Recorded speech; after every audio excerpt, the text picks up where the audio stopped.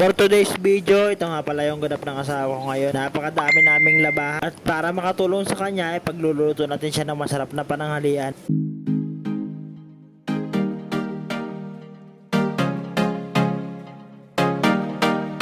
For today's video, dahil tanghali na naman at nakita ko marami pang labahan yung asawa ko, kaya para makatulong sa kanya pagluluto ko siya ng napakasarap na pananghalian. Bali nagayat-gayatan ako ng mga gulay dyan tulad ng opo, kalabasa at saka yung talong. At sasahugan ko nga lang yan ng pamalakasang mega sardines. Kaya naglagay na rin ako ng mantika. At may trivia nga pala ako sa inyo, pag naghihiwa ba kayo ng kamatis, sinatanggalan nyo ng buto? Kami kasi hindi na, kasi yun ang nakalaka namin at yun ang turo ng mama namin, kaya nadala namin hanggang lumaki kami. Pasalamat na rin kami dahil sa kanila maaga kami natuto magluto at ngayon dinadala pa namin hanggang lumaki kami. Hindi na namin naging problema ang pagluluto. Nagisa na rin ako ng mga aromatics, pinagsabay-sabay ko na lahat, bawang, sibuyas, tsaka kamatis. Bali ang lulutuin ko nga pala ay ginisang gulay na may halong sardinas. Napakabango talaga nito at nakakatakam talaga. At kung maamoy mo talaga ito, mapasabi ka talaga ang napakasarap talaga nito. At ilalagay ko na rin ang sardinas. Bali ang sardinas nga pala pampalipas namin na panghalo pag wala kaming may halo sa lulutuin naming gulay. Medyo madami nga ang laman na nabili kong sardinas. At ayun, nilagyan ko nga ng tubig yung lata ng sardinas para masimot lahat ang laman ng sardinas. At hinalo ko na ito para mag-mix ang lasa kasama ng mga aromatics. At tinakpat ko nga ito at hihintayin ko na rin kumulo.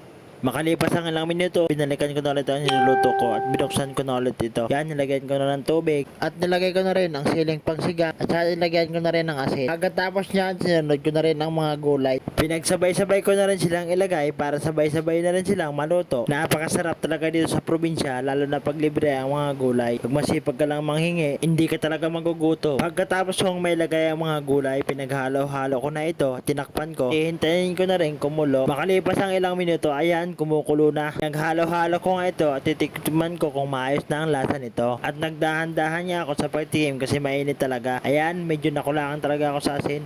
Kaya dinagdagan ko ng onting asin. At pumunta na rin ako sa kusina para kunin ng magic sarap. At pagkakakuha ko nga ng magic sarap, nilagyan ko lang ito ng ontek. At sinalo-halo ko na ulit, hindi ko na namamalayan na may nahuhulog na pala. Tinikman ko nga ito at ayun, okay na, napakasarap talaga. At kung nakaabot ka sa dulo ng video na to, pa-comment down below kung taga saan ka para malaman ko kung saan nakakaabot itong video na ginawa ko. Baka pwede makinggan isang tulong sa inyo, isang share at isang follow naman dyan guys. Yan, kain tayo guys. Ito nga pala yung ulam natin, yung niluto natin kanina. Pwede mo tayo ba ako kumain? Listen to Lord, just taking food. Lord, salamat sa food. Salamat nga pala kay mama, kay na mama dahil sa kanila lang.